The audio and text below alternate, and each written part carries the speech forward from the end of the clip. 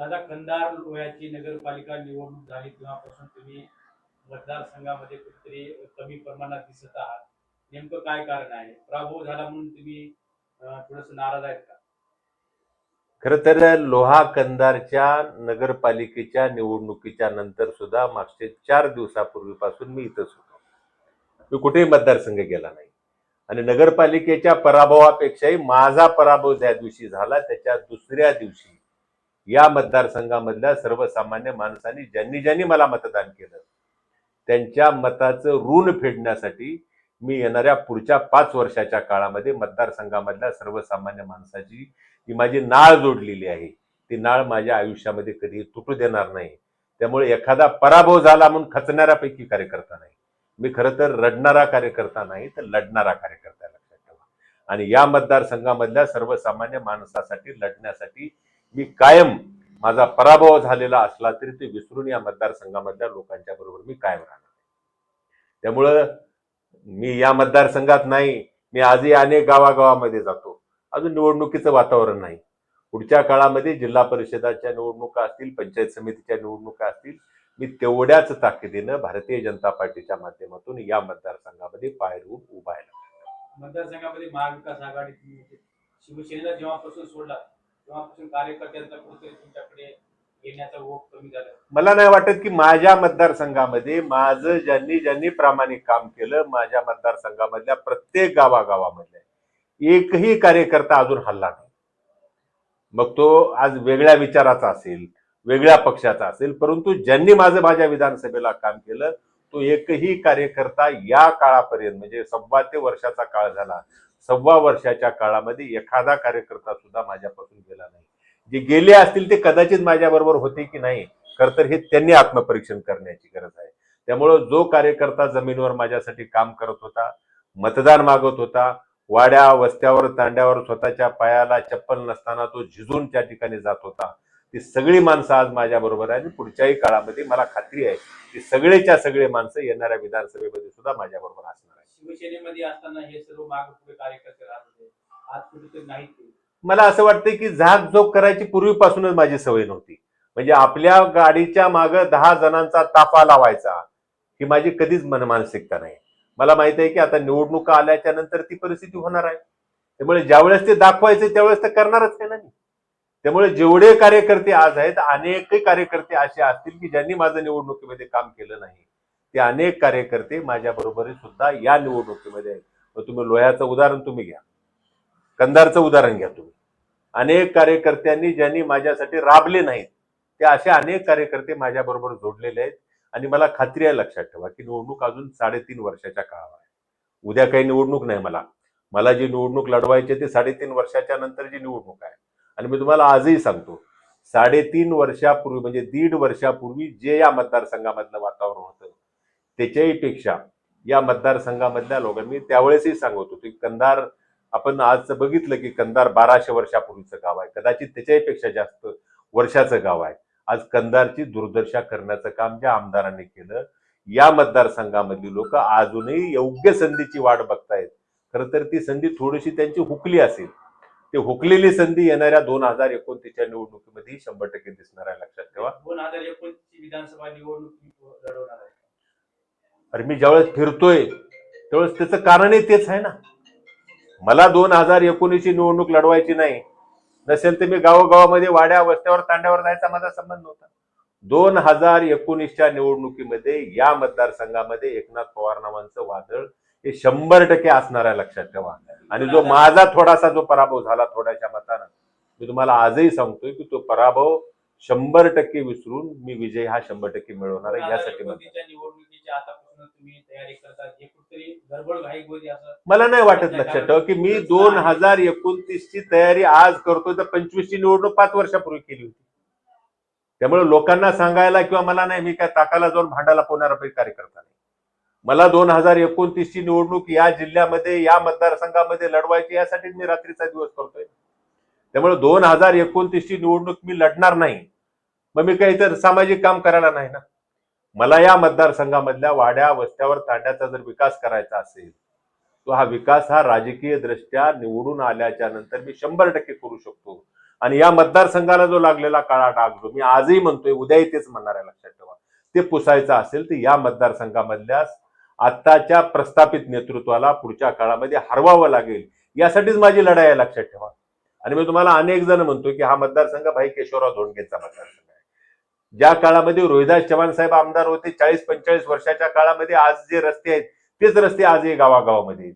80 वर्ष आपल्याला स्वातंत्र्य मिळाल्याच्या नंतर सुद्धा माझ्या वाड्या वस्त्यावर तांड्यावर आजही रस्ते नाहीत. माझं तर खुल्लं आव्हान आहे आमदारांना.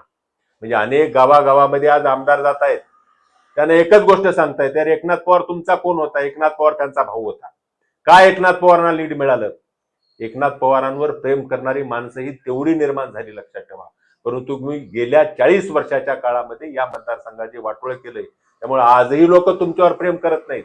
तुमच्या निधीसाठी प्रेम करणार असतील, तुम्ही एखाद्या कार्यकर्त्याला पोलीस स्टेशनला तुम्ही त्याची गुन्हे दाखल करून त्याची वाट लावाल म्हणून कदाचित कार्यकर्ते तुमच्या बरोबर असतील. परंतु मनापासून कार्यकर्त्याची जी फळी आहे ती आजही एकनाथ पवारांच्या बरोबर आहे. आणि तीच फळी येणाऱ्या निवडणुकीमध्ये तुमचं पानिपात केल्याशिवाय राहणार नाही, याची मला खात्री आहे, लक्षात ठेवा. तुम्ही बी सत्तेमध्ये आहे, त्यांनी बी सत्तेमध्ये आहे, तुम्ही सत्तेमधले मोठे भाऊ आहेत, पण असं असताना तुम्ही फक्त एकमेकांवर टीका करण्यातच करमणूक करून घेता. पहिली तर गोष्ट अशी आहे की विकासाच्या दृष्टीने मी तुम्हाला आजही सांगितलं, विकासाच्या दृष्टीनं आज आमदार म्हणतायत ना, आज गावागावामध्ये जेव्हा नारळ फोडायचं कार्यक्रम चालू आहेत, त्यांनी सांगावं की त्यांनी कुठलं पत्र त्यांच्या काळामध्ये दिल्याच्या नंतरचं त्यांनी नारळ फोडलेलं आहे. म्हणजे मागच्या काळामध्ये जे पैसे मंजूर झाले, जे बजेट मंजूर झाले, अरे एवढं तर खोटं लोकांना बोलू नये ना. हा, कधी कधी म्हणलं पाहिजे की मी हे पैसे आणलेत, मी याचं उद्घाटन करणार, मी नारळ फोडणार आहे. परंतु मागच्या आमदाराच्या काळामध्ये जे टेंडरला आलेली, ज्याची प्रशासकीय मान्यता झालेली, जे मंजूर झालेली, ती वर्षे दीड वर्षाच्या काळामध्ये एखादं काम जर कुठलं बी मंजूर झालं तर त्याला किमान 6 महिन्याचा काळ लागतो. त्याला पत्र दिलं, त्याला निधी अलोकेट करणं, आणि निधी अलोकेट केल्याच्या नंतर त्याची प्रशासकीय मान्यता मिळाल्यानंतर ते टेंडर होणं, मग नारळ फोडणं. अरे तुम्ही ज्या दिवशी निवडणूक जिंकता त्याच्या दुसऱ्या दिवशी ज्यावेळेस तुम्ही नारळ फोडून म्हणता की मी पैसे दिलेत, लाज वाटली पाहिजे. खरंच या मतदारसंघाचा जर चेहरा बदलायचा असेल, तुम्ही माझ्या मतदारसंघामधल्या लोहा कंदारच्या वाड्या वस्त्यावर तांड्यावर रस्ते करा, त्या ठिकाणी लाईट द्या, त्या ठिकाणी मुलांच्या शिक्षणाची चांगली व्यवस्था करा. आज माझं कंधार सारखं शहर हे संध्याकाळी 7-7:30 वाजता बंद होते, तर 10 वाजेपर्यंत कंधारचं मार्केट जर तुम्ही चालू केलं, तुम्हाला आज सगळ्यांच्या समोर सांगतो, मी या ठिकाणी पैसे कमवायला या मतदारसंघामध्ये काम नाही करत. पैसे कमवणं किंवा माझं राजकारणामधून माझ्या कुटुंबाची उपजीविका करणं हा माझं राजकारणामध्ये आजही ध्येय नाही, लक्षात ठेवा, उद्याही नसणार आहे. परंतु तुम्हाला जर खरंच या मतदारसंघाचा जर चेहरा बदलायचा आहे, कंधार माझं शहर रात्री 10 वाजेपर्यंत माझ्या वाड्या वस्त्यावर तांड्यावर जर रस्ते जर केले या आमदारांनी, तुम्हाला आज सांगतो की मी निवडणुकीच्या रिंगणात नसणार आहे. मी विकासासाठी या मतदारसंघामध्ये करतोय. परंतु लोकांमध्ये जायचं, लबाड बोलायचं, लोकांच्या मध्ये वेगवेगळ्या पद्धतीची अफवा पसरवायची, आपली पोळी भाजवायची, अशा पद्धतीचं लबाडाचं राजकारण या मतदारसंघामध्ये संपवायचंय. म्हणून माझा पराभव जरी झाला तर या मतदारसंघामध्ये मी लढण्यासाठी सज्ज आहे. विकासाच्या बाबतीत आपण नेहमी सांगत आहात, परंतु तुमचेही नांदेड जिल्ह्यामध्ये राज्यसभेचे 2 खासदार आहेत, त्यांच्या माध्यमातून तुम्ही कंधार आणि मला असं वाटतंय की 10 लाखाचा किंवा 5 लाखाचा 20 लाखाचा निधी देण्याला विकास म्हणणाऱ्यांपैकी मी कार्यकर्ता नाही. मी तुम्हाला आजही सांगतोय, या मतदारसंघामधले 3च्या-3 एक्सप्रेस हायवे, मग तो कवठ्यापासूनचा असेल किंवा इथून जो आपला शेकापूरून गेला किंवा तो लोह्यापर्यंत असेल, ते 3 एक्सप्रेस हायवे जोडण्याचं काम अंतिम टप्प्यामध्ये आदरणीय नितीन गडकरी साहेबांच्या माध्यमातून मी केलेलं आहे. आणि पुढच्या काळामध्ये मी म्हणलं ना की एखाद्या गोष्टीचा पुरावा, एखादं पत्र दिलं म्हणून पुरावा नाही, परंतु गेल्या वर्षभरामध्ये केलेल्या कामाचा माझ्याकडे पत्रव्यवहार निश्चितच पुढच्या काळामध्ये मी लोकांच्या समोर आणेल. आणि या मतदारसंघाला, लोहा आणि कंधारला या राज्यामध्ये विकासाच्या मार्गाने घेऊन जाण्यासाठी भारतीय जनता पार्टीच्या माध्यमातून मी 100% प्रयत्न करणार आहे. दोन्ही कंधार आणि लोहा नगरपालिकेमध्ये तुमचा दारुण पराभव झालेला आहे. आता काही महिन्यावर जिल्हा परिषद आणि पंचायत समितीच्या निवडणूक आहेत. या संदर्भामध्ये तुमच्या पक्षाची भूमिका काय? मला असं वाटतं की लोह्यामधला हा खरं तर पराभव हे आमच्या चुकांमुळे झाला. परंतु लोह्यामध्ये सुद्धा राष्ट्रवादी काँग्रेसच्या आमदाराला नाकारलेल्याची परिस्थिती, की आम्ही जर थोड्याशा जर चुका जर केल्या नसत्या तो लोह्याचं चित्र वेगळं राहिलं असतं. कंधारचं राजकीय दृष्ट्या चित्र खूप वेगळं आहे, लक्षात ठेवा. म्हणजे ज्या ठिकाणी दलित आणि मुस्लिमांची संख्या एवढी होती की जे या ठिकाणी 2/3 तर संख्या जर असल्यामुळे भारतीय जनता पार्टीची वोट बँक त्या ठिकाणी कमी होती, त्यामुळे कंधारला अपयश मिळालं. पण मी तुम्हाला आजही सांगतोय, लोहा आणि कंधार मतदारसंघामधल्या 9 जिल्हा परिषदापैकी सगळ्याच्या सगळ्या जिल्हा परिषदा लढण्यासाठी भारतीय जनता पार्टी म्हणून आम्ही कामाला लागलेलो आहोत. त्यामुळं पुढं काय होणार आहे, तिथं अपयश येणार आहे का काय होणार आहे अशी परिस्थिती नाही लक्षात ठेवा. परंतु या मतदारसंघामध्ये भारतीय जनता पार्टीच्या माध्यमातून सगळ्याच्या सगळ्या जिल्हा परिषदांना दोन्ही पंचायत समित्या आम्ही जिंकण्यासाठी खरं तर आम्ही कष्ट करत आहोत. तुमची ताकद किती होती? माजी नगराध्यक्ष तुमच्यासोबत होते, गजानन सूर्यवंशी. पक्ष एवढा मोठा होता, मुख्यमंत्र्यांनी सभा घेतली, जिल्ह्याचं नेतृत्व होतं, आपण होता. मग असं नेमकी चूक काय झाली? मी म्हटलं ना पक्षामध्ये- तुम्हाला की मी एक एक एक गोष्ट लक्षात ठेवा की पक्षामध्ये काही नाही, आम्ही कमी पडलो. काही लोकांच्या बरोबर शेवटच्या 2-3 दिवसामध्ये आम्हाला जायला खरं तर जमलं नाही. आमच्या काही म्हणजे जवळपास 2-3-28 मताने आम्ही हरलो त्या ठिकाणी, परंतु जवळपास 5,000 लोकांपर्यंत आम्ही जायला कमी पडलो असेल. त्यामुळे लोह्यामधला पराभव हा खरं तर आमच्या दृष्टीनं आला. आणि काही ठिकाणी आम्हालाही असं वाटलं होतं की ज्या प्रभागामध्ये भारतीय जनता पार्टीचे 100% लोक निवडून येतील अशी खात्री होती, लक्षात ठेवा.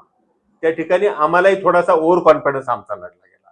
त्यामुळे लोह्यामधला पराभव हा जनताही भारतीय जनता पार्टीच्या मागे आजही आहे, उद्याही राहणार आहे, लक्षात ठेवा. त्यामुळं लोह्यामधला पराभव आम्ही खूप मनाला लावून घेतला, कंधारची परिस्थिती घेतली किंवा माझी विधानसभा हरलो म्हणून आम्ही गप्प बसलो नाही.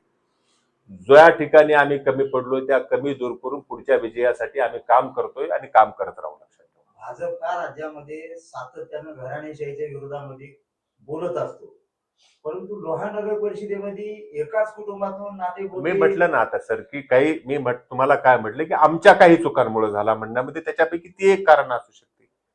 एखादी गोष्ट मी नाकारत नाही अशी परिस्थिती नाही. कदाचित ज्या झालेल्या चुका असतील त्या भरून पुढच्या काळामध्ये विजय मिळवण्यासाठी आम्ही दुसऱ्या दिवशीपासून कामाला लागलोय. अशी परिस्थिती की लोह्यामध्ये आम्ही गप बसलोय जागेवर आणि त्यांचं चाललंय असं नाही. ठीक आहे, आता काळ बघतोय, लक्षात ठेवा. 1.25 वर्षाचा काळ ह्यांचा झाला आता विधानसभेच्या नंतर 1.25 वर्षाच्या काळामध्ये दुसऱ्याच्या कामाचे नारळ फोडण्यामध्ये आम्ही आजही व्यक्त आहोत. अनेक गावागावामध्ये जाऊन ज्या ठिकाणी बूथवर त्यांना मतं मिळाली नाहीत त्या गावामधल्या लोकांना धमकावणं चालू आहे की तुम्ही मला मत नाही दिलं, तुम्ही विकास कसा करायचा आहे. अशा पद्धतीची संकुचित भूमिका घेऊन जर आमदार काम करत असतील ते माझ्यासाठी अत्यंत पोषक आहे, लक्षात ठेवा. त्यांनी असंच वागावं.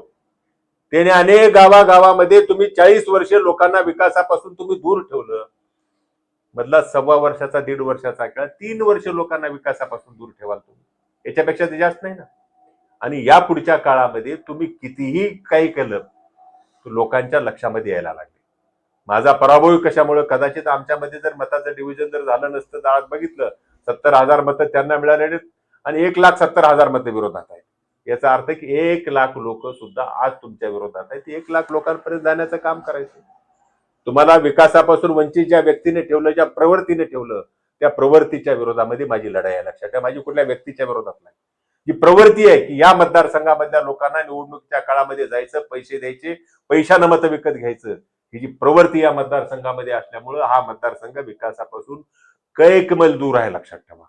तिथपर्यंत पोहोचण्यासाठी कार्यकर्त्यांना सोबत घेऊन ही लढाई जिंकण्यासाठी भारतीय जनता पार्टीच्या माध्यमातून माझ्यासारखा कार्यकर्ता पुन्हा या मैदानामध्ये लढतो, लक्षात ठेवा. त्यामुळे ही आव्हानं, हे काय करतायत, ते काय करतायत, ह्या अफवा काय पसरतायत, त्या अफवा पसरतायत, या सगळ्या गोष्टीकडे मी दुर्लक्षित करून पुन्हा मतदारसंघामध्ये तेवढ्याच ताकदीनं आहे. नाहीतर अनेक जण माझ्याविषयी हीच मंडळी म्हणत होती ना, हेच आमदार आणि त्याचे कार्यकर्ते एकच सांगत होते, निवडणूक झाली की पळून जाणार आहे.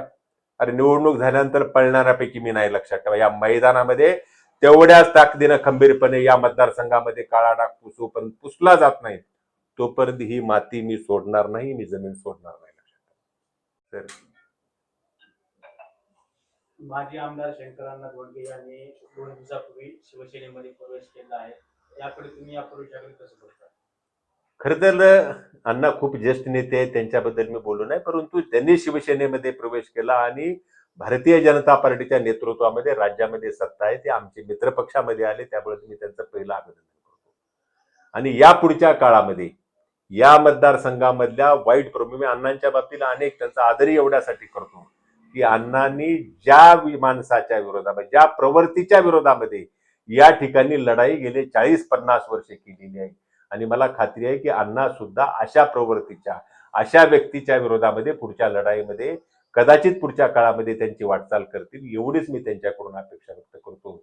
आणि मी तुम्हाला एवढंच सांगेल, या मतदारसंघामध्ये ज्यांनी ज्यांनी ज्यांनी या मतदारसंघाचं वाटोळं केलंय त्या वाटोळं करणाऱ्याच्या विरोधामध्ये एकत्रितरित्या कशा पद्धतीने लढता येईल अशा पद्धतीची वाटचाली निश्चितच पुढच्या काळामध्ये आमची असेल. आपण जर बघितलं तर नांदेडमध्ये शिवसेना आणि राष्ट्रवादीची युती झाली, भाजप सोबत युती फिसकली होती, परंतु लोहा आणि कंधार मतदारसंघामध्ये शिवसेना आणि भाजपा युती भविष्यात जिल्हा परिषद निवडणूक एक लक्षात ठेवा की ज्या पद्धतीनं निवडणुकीच्या काळामध्ये सोंगटे पडतील त्या पद्धतीनं भारतीय जनता पार्टी त्या सोंगट्यावर काम करायला तयार आहे. त्यामुळं नांदेडला जरी भारतीय जनता पार्टीची आणि शिवसेनेची युती नाही झाली तर निवडणुकीच्या नंतर ही आमचीच युती झाली, लक्षात ठेवा. त्यामुळे राष्ट्रवादी काँग्रेस ही वेगळ्या दिशेला फेकली गेली. आणि ज्यांना ज्यांना या मतदारसंघामधल्या लोकांना वाटतंय की ज्यांना ज्यांना या मतदारसंघामधल्या लोकांना या लोहा कंदारला अंधारामधून बाहेर जर काढायचे, प्रकाशाच्या दिशेने जायचे, ते एकत्रितपणे लढण्यासाठी येतील. आणि मागच्या बी निवडणुकीचा जर काळ बघितला तर त्यांनी अण्णांची भूमिका खरं तर आपल्या सगळ्यांच्या समोर आम्ही काय सांगायची गरज नाही. त्यामुळं अण्णा एक चांगलं नेतृत्व आहे, त्यांना चांगलं वाईट या मतदारसंघामधल्या लोकांचं भलं कसं आहे हे निश्चितच त्यांना पटेल. त्यामुळे आज ते आमच्या मित्रपक्षामध्ये आल्यामुळे त्यांची पुढची वाटचाल ही तशाच पद्धतीने सकारात्मक राहील, एवढीच माझी त्यांच्याकडून माफक अपेक्षा.